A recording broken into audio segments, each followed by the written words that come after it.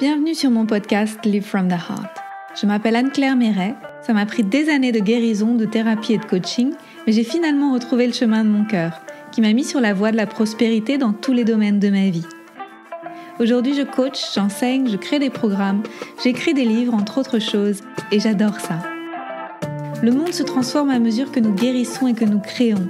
Je sais que nous pouvons prospérer au niveau individuel aussi bien qu'au niveau collectif, si on retrouve le chemin du cœur.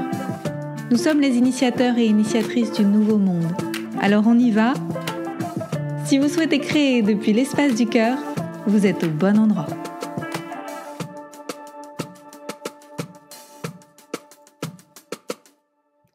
Bonjour et bienvenue pour un nouvel épisode From the Heart.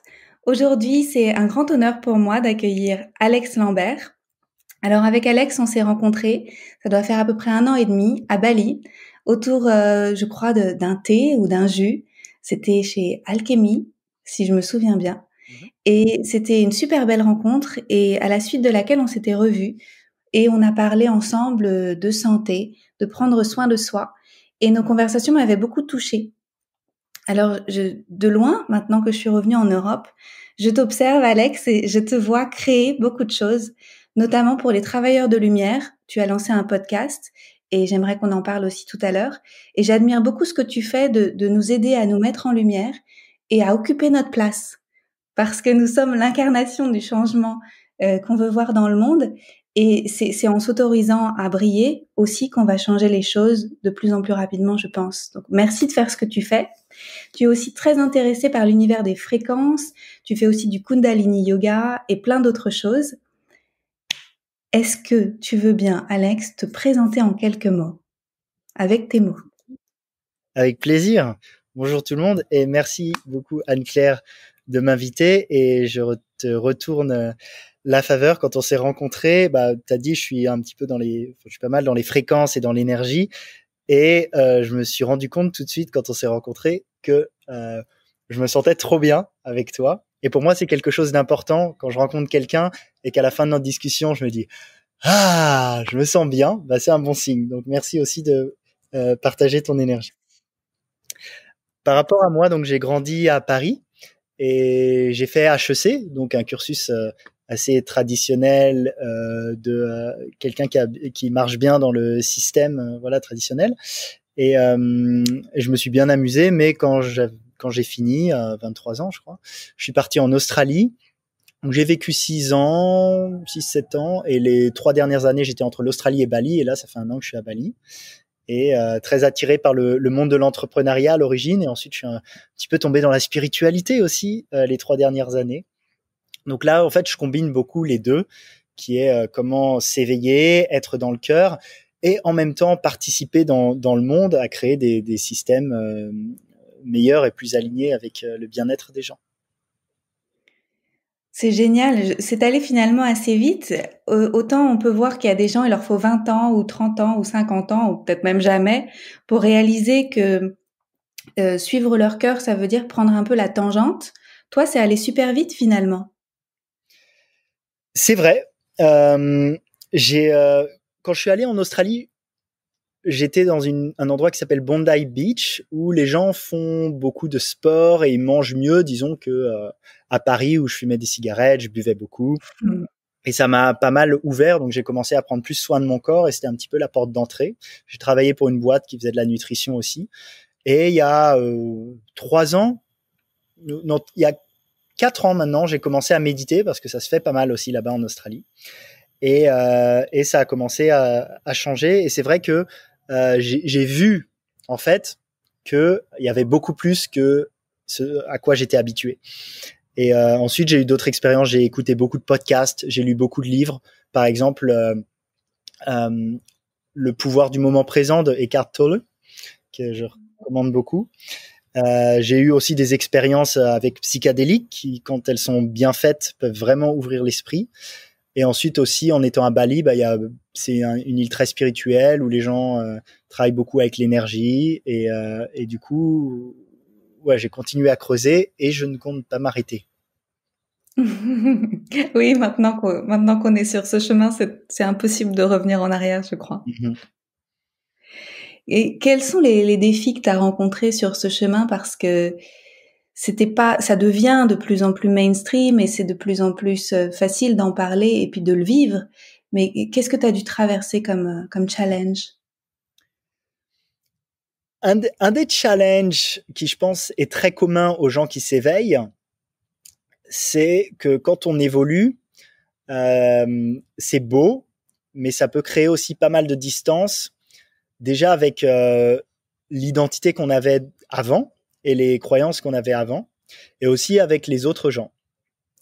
Donc, moi, je pense que le challenge principal, c'était il y avait pas mal l'opinion des autres. Donc, c'est vrai que venant de Paris, école de commerce, c'est pas quelque chose qui est très commun. Et quand on commence à manger vegan, par exemple, ou faire de la méditation, on va avoir des gens qui vont se moquer, ou après même des gens qui vous aiment, qui vont être un petit peu inquiets, qui vont se dire c'est dommage, tu avais ce super diplôme, tu pourrais faire être cadre exécutif dans une grosse boîte, et qu'est-ce que tu fais là, à être à Bali, à vivre comme un hippie? Ça, c'est quelque chose qui m'affecte beaucoup moins maintenant, mais qui m'affectait à un moment. Et au final, c'est aussi lié à une perception de soi-même. C'est aussi moi quelque chose peut-être que j'acceptais pas encore à travers moi, et c'est pour ça que c'était difficile à accepter dans les yeux des autres. Et c'est vrai que quand on continue et qu'on s'entoure de gens qui aident ce chemin, c'est beaucoup plus facile. Donc, par exemple, je pense que si j'étais resté à Paris, ça aurait été beaucoup plus compliqué. Là, en Australie, j'avais d'autres gens qui méditaient. Ici, à Bali, c'est là ce matin avec mes amis, on a fait 3 heures de Kundalini yoga, et c'est tout à fait normal. Donc ouais, les challenges principaux, c'est quand même une redéfinition de l'identité, de qui on est, de qu'est-ce qui est le monde. Et parfois, on se dit, est-ce que je suis pas devenu fou? Donc oui, c'est ça, c'est haut et c'est bas, mais ça vaut le coup. Oui, comment t'as fait pour pas abandonner? Qu'est-ce qui faisait que tu as continué? Un sentiment de vérité intérieure. Pour moi, il y a comme un niveau de foi, mais qui est pas aveugle, qui est pas un dogme que je suis. C'est quelque chose en fait, c'est quelque chose qui résonne en moi. Donc, quand j'ai commencé à méditer, à voir ma vérité intérieure, c'était un sentiment. Ah oui, ça c'est vrai. Et ensuite, plus je pousse, plus j'en suis convaincu, si tu veux. Donc, quand je vois, ok, le monde est beaucoup plus que ce que je pensais, on est des êtres spirituels, c'est quelque chose vraiment que je sens.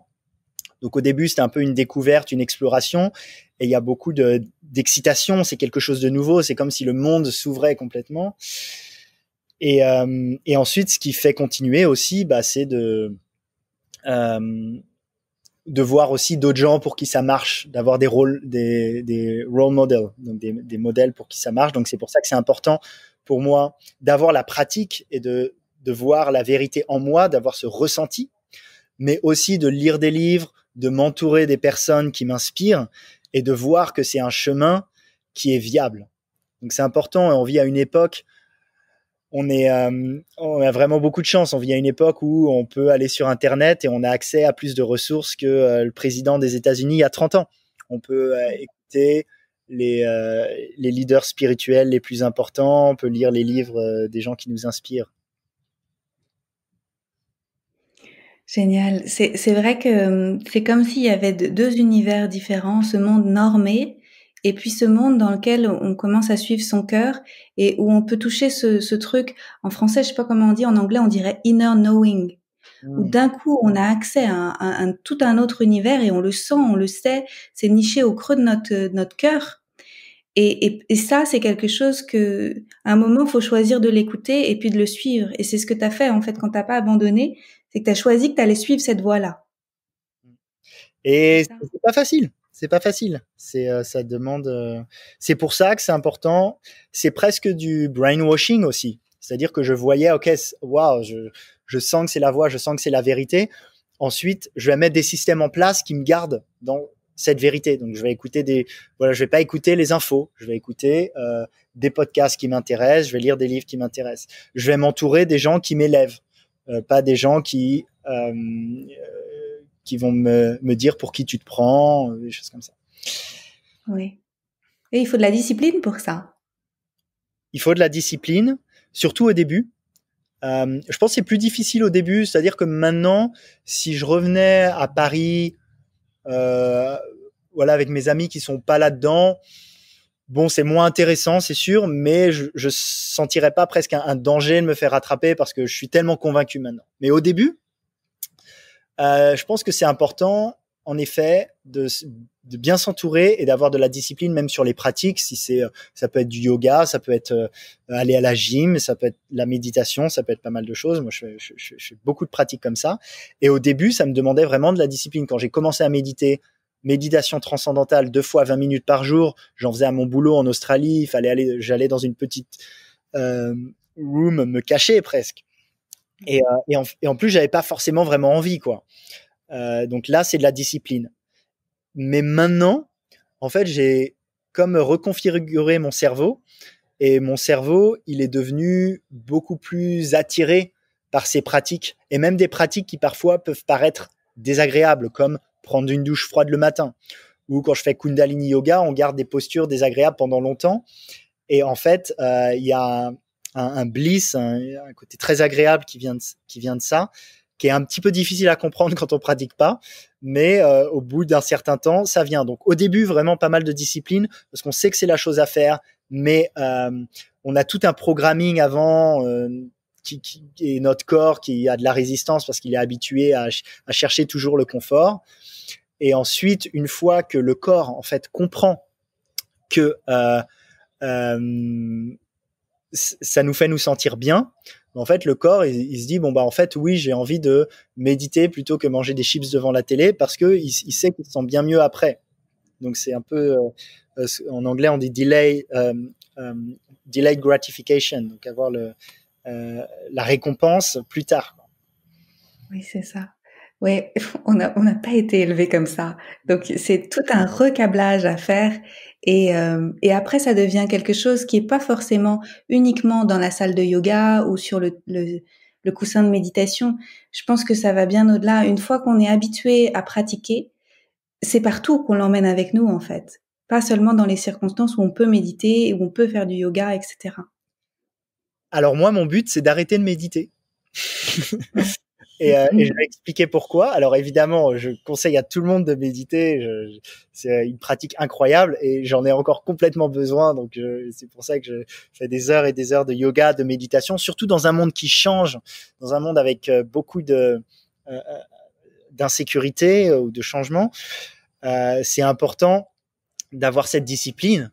Mais exactement, pour moi, l'idée, c'est là, je sens que j'ai encore besoin de ces pratiques pour être tout le temps dans cet état méditatif.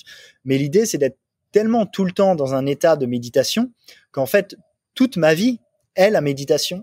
Et j'ai même plus besoin de m'asseoir sur un coussin, parce que même dans le métro à Paris, en parlant à quelqu'un qui va m'agacer, qui va avoir des triggers, bah en fait, ça c'est ma méditation. Donc si l'idée, c'est d'avoir la force de faire ça tout le temps. Donc, c'est ce que j'essaye de faire. Voilà, je prends mon scooter à Bali, c'est une méditation, je suis concentré, je me tiens droit, je respire doucement et je reste concentré. Ou quand je parle à quelqu'un, j'observe quelque chose qui va m'agacer. Ah, c'est intéressant, j'observe mon mind.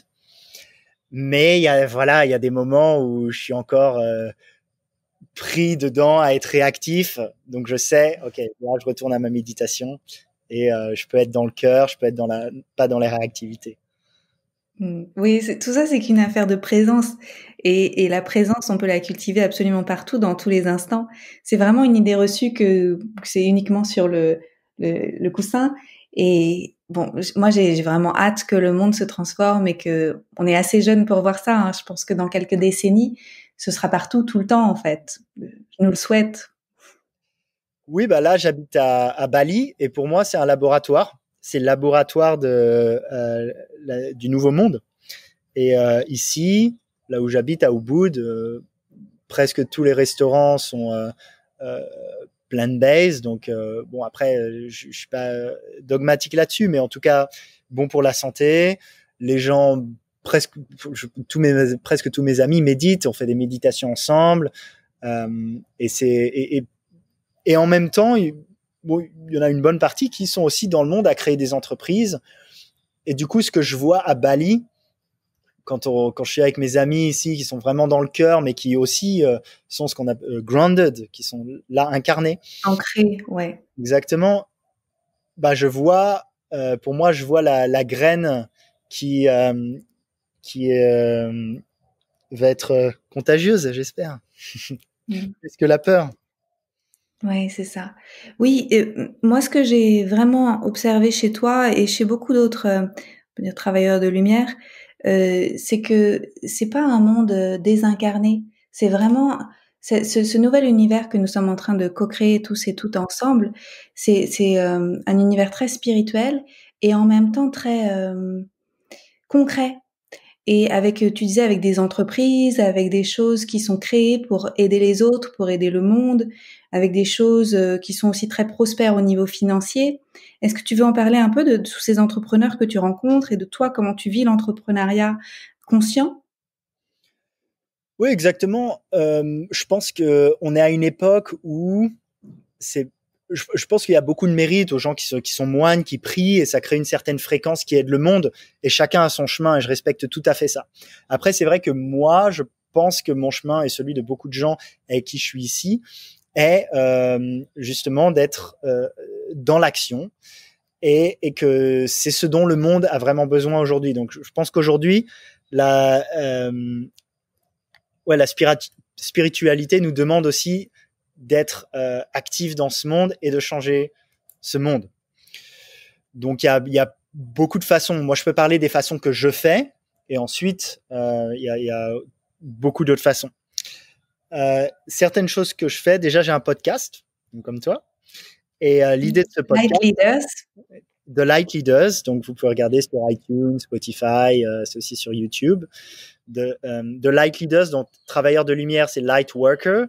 Bah là, c'est le côté leader des light workers. Donc, c'est un light worker, un travailleur de lumière qui se dit, OK, j'ai envie d'avoir plus d'influence parce que j'ai envie de manifester ce monde centré sur le cœur que j'ai envie de voir autour de moi.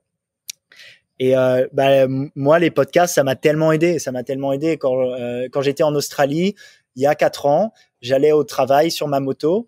Et c'était 1 heure aller-retour. Bah, au lieu de juste faire mon voyage, j'écoutais des podcasts, et ça a complètement changé ma façon de voir les choses. Et j'ai tellement de gratitude d'être à un temps où gratuitement, avec mon smartphone, je peux écouter Tony Robbins, Tim Ferriss, Eckhart Tolle, un livre de Osho, que vraiment, les podcasts pour moi, voilà, ça a été une grosse partie de mon éveil, et du coup, j'ai envie de redonner en faisant le mien aussi. Donc là, c'est un podcast, oui, pour aider les travailleurs de lumière qui veulent aussi avoir plus d'impact dans le monde. Et ça, l'idée, c'est de donner une voix à ces gens-là par rapport à des médias traditionnels où on va pas chercher à élever les gens. Au contraire, parfois les garder dans la peur pour les faire consommer ou les contrôler, etc. Donc, il y a le podcast. Ensuite, moi, je suis un leader un appareil qui s'appelle Ili, on peut en parler plus, mais qui envoie des fréquences au corps. Et là, l'idée, c'est de comprendre qu'en fait, on est les êtres humains, tout ce qui est matière, en fait, c'est des fréquences. Nous, on voit des choses solides, mais c'est des fréquences. Et agir au niveau des fréquences pour la santé et le bien-être, c'est comme un raccourci. Alors qu'aujourd'hui, encore une fois, il y a des gros intérêts financiers. Tout est autour des chemicals, des produits chimiques, de médicaments. Donc, je suis assez passionné par changer ce paradigme de santé où les gens se voient comme des fréquences et savent qu'ils peuvent utiliser les fréquences. Donc, par exemple, avec cet appareil, c'est des fréquences qui traversent le corps à travers un petit courant électrique qui traverse le corps avec des fréquences. Après, ça peut être avec de la lumière, ça peut être avec du son, des gens qui font du gong, sound healing avec des bols tibétains. Mais donc moi, je me focalise sur ce produit qui est incroyable, qui a des résultats incroyables. Et en plus, c'est une opportunité entrepreneuriale. Donc moi, j'en parle, j'aide les gens à la voir. Et à travers ça, c'est un système affilié où je touche des commissions et où j'aide les gens à faire pareil. Donc, c'est aussi une aide pour la liberté financière. Donc, il y a le podcast pour la connaissance au côté média, le ILI pour la santé et pour la liberté financière. Et pour continuer sur la finance, parce que l'argent a une place prédominante dans nos sociétés et est souvent mal vu parce que c'est à l'origine de beaucoup de corruption, mais en soi, c'est une énergie neutre. Et c'est très pratique aussi, mais c'est juste que ça a été parfois mal utilisé. Donc, je m'intéresse beaucoup aux crypto-monnaies aussi, parce que aujourd'hui, le fait que la production de monnaie soit centralisée par les autorités fait que ça crée énormément de contrôle. Donc, décentraliser plus les monnaies, ça va créer plus de décentralisation en général et plus de liberté pour les individus, ce qui, je pense, est important. Donc, moi, je suis pas un spécialiste en crypto, mais je m'intéresse pas mal à ça. Je fais des petits workshops ici pour aider les gens aussi à faire cette transition parce que c'est le futur au niveau de la monnaie et c'est une très bonne nouvelle. Et la dernière chose, c'est des événements parce que je suis quelqu'un de très social. J'adore me connecter à des gens et avoir des discussions comme ça et aussi partager des tools. Donc, je fais des masterminds. Donc, c'est vraiment les 4 piliers. Maintenant, avec Illy qui est quand même le principal. Ensuite, et aussi le podcast qui j'ai l'intention de le rendre assez gros aussi. Et ensuite, sur le côté, les crypto-monnaies et faire des événements. Waouh, c'est très très complet et ça aborde beaucoup finalement, on pourrait même dire tous les plans de l'être. Et quand je t'entends, pour moi, il y a beaucoup d'apaisement, il y a beaucoup de prospérité. Et c'est vrai que vu de l'extérieur, je sais qu'il y a des gens qui écoutent, qui sont peut-être dans l'ancien paradigme, dans l'ancienne façon de vivre, et peut-être qu'ils ont fait aussi HEC, et qu'ils se rendent pas forcément compte à quel point on peut être bien physiquement, heureux dans son corps, dans sa tête, et aussi créer des choses pour le monde qui, en termes de contribution, qui fonctionnent, qui sont pas délétères pour les autres, qui ont pas des impacts négatifs en fait sur la communauté et qui peuvent nous rendre riches financièrement. Et cette richesse qui se transforme en fait, parce que pour moi, on s'en va vers des âges beaucoup plus lumineux. Cette richesse, moi, je la vois plus comme de l'abondance que de l'argent pyramidal comme c'était avant. C'est vraiment quelque chose de beaucoup plus circulaire, de beaucoup plus abondant. Et quand je t'entends, il y a cette abondance de projets et il y a cette abondance circulaire à tous les niveaux, en fait. C'est super beau. Ouais, tout à fait, tout à fait. Et je pense que un des programmes qui est mis dans la tête des gens et notamment dans la communauté spirituelle, c'est que si on gagne de l'argent, c'est pas spirituel. Si on fait de la méditation, on doit être pauvre. Et évidemment, ça sert bien certaines personnes et ça dessert bien d'autres personnes. Donc, moi aussi, j'étais dedans. Ça fait que il y a 4 ans, j'ai commencé mon éveil spirituel. Et justement, je me suis beaucoup espacé de tout ce qui était argent, confort, pouvoir, influence, parce que je voyais la possibilité de corruption que ça avait et que ça a dans le monde. Donc du coup, ça m'a fait beaucoup de bien. Ça m'a fait beaucoup de bien d'être minimaliste, de vivre avec peu et de me rendre compte que mon bonheur venait de l'intérieur. Parce qu'en fait, voilà, on crée beaucoup, on veut ce monde, mais au final, on trouve notre bonheur à l'intérieur. Ensuite, on l'exprime dans le monde. Mais j'étais là aussi, et il y a 1 an et demi, j'ai fait un shift. J'ai commencé à faire des cours justement sur l'abondance.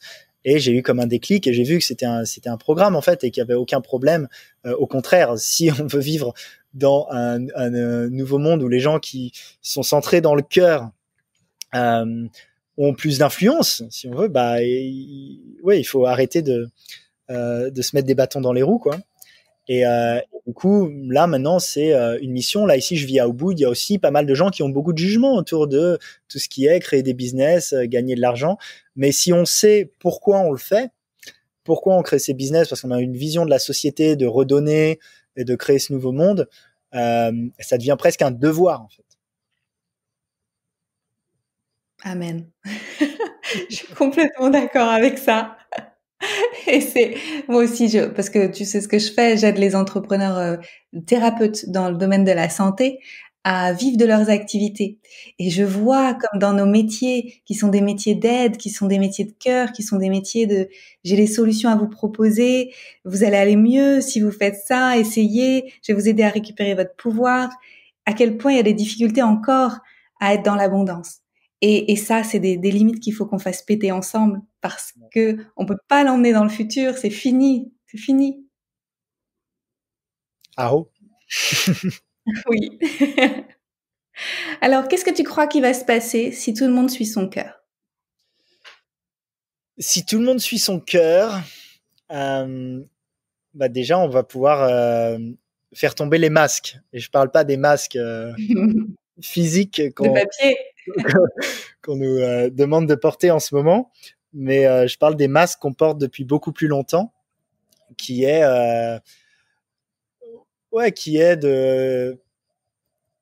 déjà de pas montrer sa vulnérabilité, de pas moi j'étais pas mal là-dedans, hein, d'avoir une certaine image et toujours c'est quelque chose auquel je fais attention. Pour moi c'est quelque chose de très important, c'est être authentique et en même temps travailler sa compassion. Voilà, donc pour moi c'est d'abord avec soi-même, de se donner beaucoup d'amour à soi-même, être dans le cœur pour soi, qui je suis, qu'est-ce que je veux faire. Et c'est pour ça, oui, on parlait avant de faire des retraites silencieuses, de voyager seul. Et c'est important de se trouver d'abord et de s'aimer soi. Donc, si les gens sont dans le cœur, je pense qu'ils peuvent commencer, par s'aimer eux-mêmes et vivre de la façon dont ils veulent, vivre leur vie et pas ce que leurs parents veulent qu'ils fassent et pas ce qui va donner beaucoup de pride, de fierté pour devant les amis, mais vraiment qu'est-ce qui se fait plaisir à soi. Donc être dans le cœur, pour moi, déjà c'est ça, c'est par rapport à soi, et ensuite c'est aussi par rapport aux autres, c'est faire un travail sur, encore une fois, changer le conditionnement qui crée de la séparation. Donc nous, dans nos sociétés, c'est très compétitif, même à l'école, qui a la meilleure note, le premier de la classe, et il y a pas mal de pratiques qui nous emmènent vers ça, et il y a presque très peu de pratiques qui vont être pour se reconnecter. Quand on médite, par exemple, on sent la connexion avec les autres. Et du coup, moi, je fais aussi beaucoup de pratiques, comme la méditation. Bon, c'est pas pour tout le monde, mais par exemple, les expériences de plant medicine comme ayahuasca m'ont aidé aussi, et des prières. Et du coup, ça m'aide vraiment à me sentir connecté, parce qu'en fait, c'est la réalité de qui on est. On n'est pas une île. On fait partie de la nature. On fait partie du tout. Et en fait, quand on fait des pratiques comme ça, on est automatiquement dans le cœur, parce que en fait, c'est la différence entre la morale et être dans le cœur. La morale, si on nous dit faut faire ci, faut faire ça, ok, faut pas jeter ton plastique dans la mer, faut pas, c'est pas bien, donc on le fait pas. Bon, tant mieux si tu le fais pas, parce que c'est de la morale. Mais l'idée, c'est quand on se sent connecté, quand on se sent connecté à Mère Nature, par exemple, on n'a pas envie de lui faire du mal à Mère Nature. Donc, si je jette pas mon plastique à la mer, c'est pas parce qu'on m'a dit que c'était pas bien, c'est parce que j'ai pas envie de le faire. De même que personne m'a jamais appris que c'était pas bien de couper mon doigt, je me coupe pas mon doigt parce que ça fait mal. Et du coup, quand on fait ces pratiques comme ça, à travers la méditation, à travers des méditations pour le cœur, quand j'avais fait Vipassana, par exemple, 10 jours de retraite silencieuse, on fait 1 heure de méditation, et à la fin, pendant 5 minutes, on veut que tout le monde soit heureux. Voilà. Et du coup, ça, c'est mes pratiques. Et ensuite, même on parlait de incarner ça dans la vie de tous les jours. Mon intention, c'est pendant toute la journée de me rappeler que tout ce qui est autour de moi, c'est moi aussi. Et du coup, quand mon ami réussit très bien, c'est pas de la jalousie qui va venir, c'est je suis content pour toi, quoi. Et ça va venir beaucoup plus naturellement. Donc les pratiques en soi, juste pour ça, et aussi le faire dans la vie de tous les jours.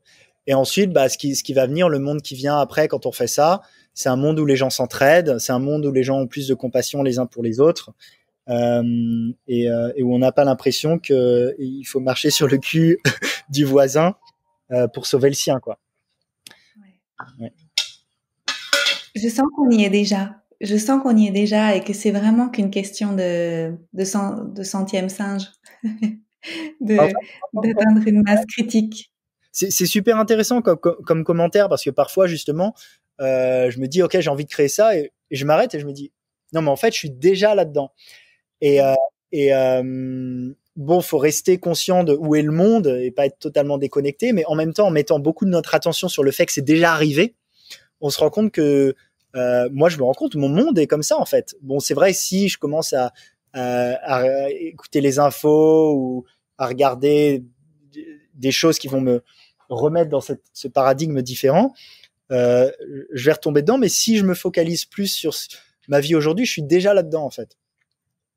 Et ça arrive déjà. Et c'est bien, je pense, c'est bien d'avoir un peu d'avoir conscience de ce qui se passe dans le monde quand même et de voir et de pas être trop naïf. Mais je mets peut-être 10-15% de mon énergie là-dedans. Et vraiment, la plupart de mon énergie est d'en créer ma réalité. C'est un vrai choix. C'est un vrai choix. Et après, alors là, bon, ça peut paraître un petit peu plus ésotérique, mais moi, ma vision de la conscience, c'est qu'en fait, il y a une infinité de mondes parallèles qui existent en même temps. Et en fait, en fonction de là où on place notre intérêt, on vit dans un univers différent, en fait, dans une ligne de temps différente. Donc, c'est important pour moi de aussi focaliser mon énergie sur la ligne de temps qui va être la plus favorable pour moi et pour le monde. Donc ça demande d'être un peu conscient de ce qui se passe, mais quand même d'avoir la plupart de son énergie là-dessus. Je suis d'accord avec ça. Est-ce que tu aurais un conseil pour quelqu'un qui oserait pas, qui aurait peur en fait à l'idée de suivre son cœur et de suivre ses élans? Oui. La peur, elle est là. Et pour moi, l'idée, la métaphore, c'est elle est sur le siège arrière, elle conduit pas la voiture.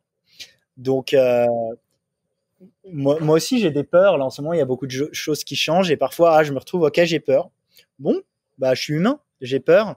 Et ben, je vais quand même le faire et avoir vraiment cette discipline, c'est être conscient, être aware.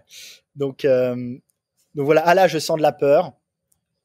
OK, c'est mon conditionnement d'avant, c'est normal, ça fait partie de ça.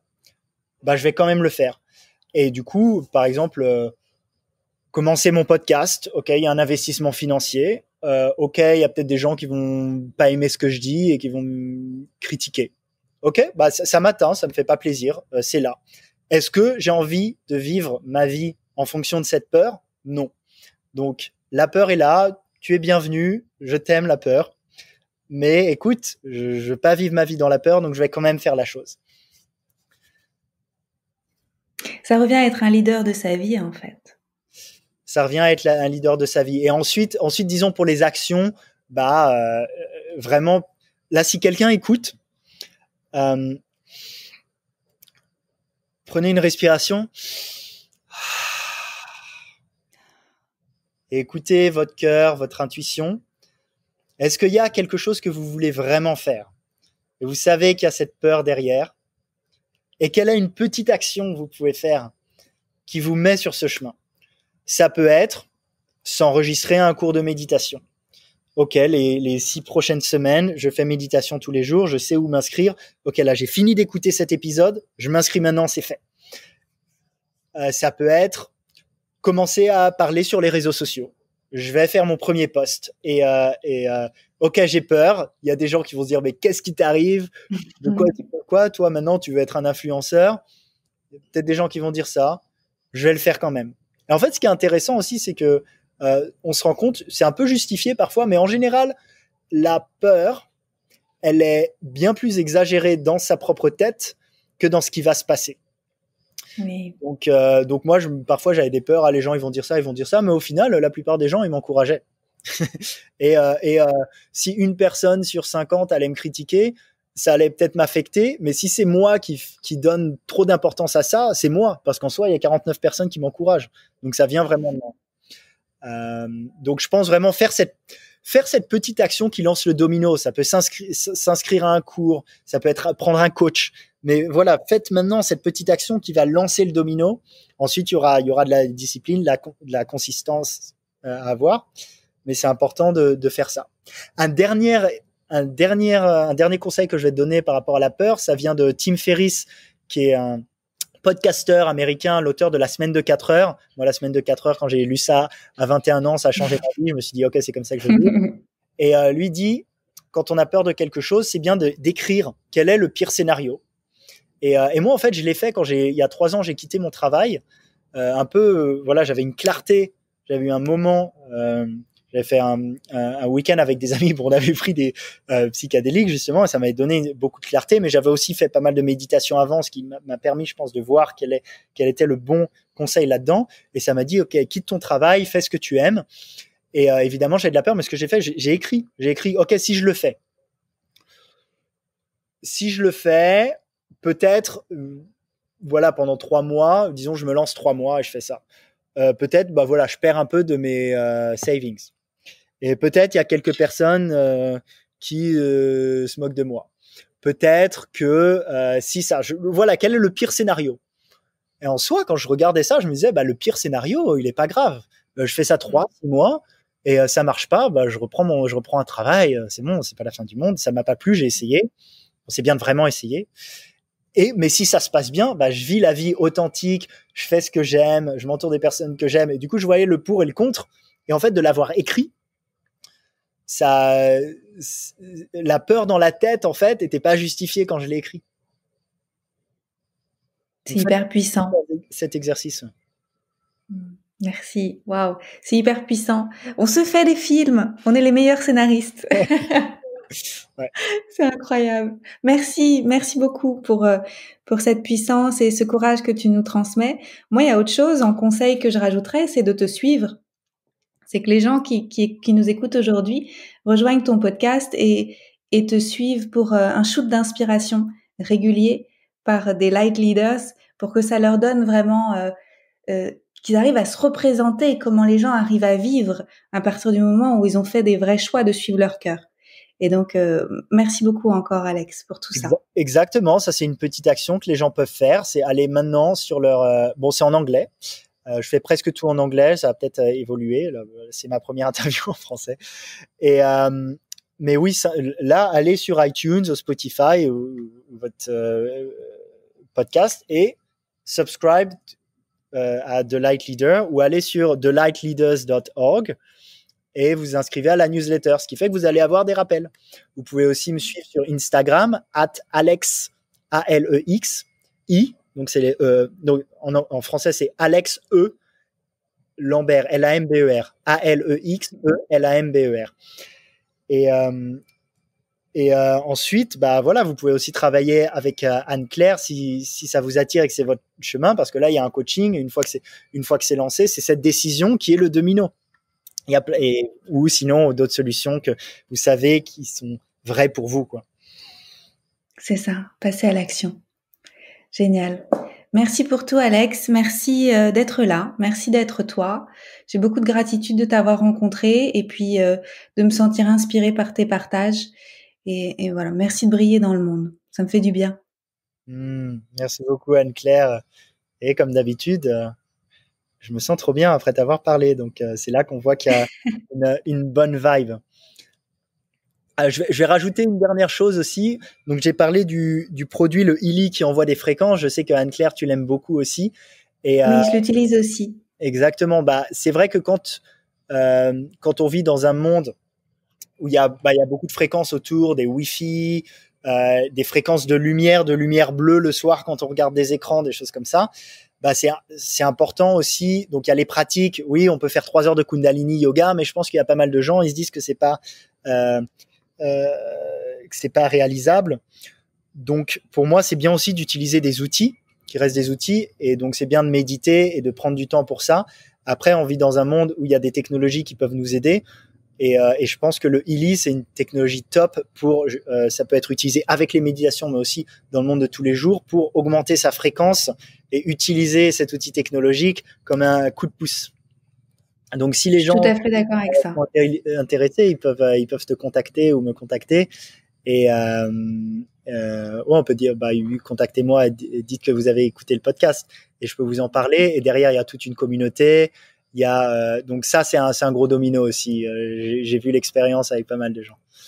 Oui, moi j'ai vu les effets vraiment de la transformation sur ma vie aussi. Ce que je trouve génial, c'est que toi et moi, tous les deux, on avait bien avancé en termes de santé naturelle, en fait, sans utiliser des outils, des appareils outre mesure, où on était déjà vraiment en bonne santé quand on a commencé à l'utiliser.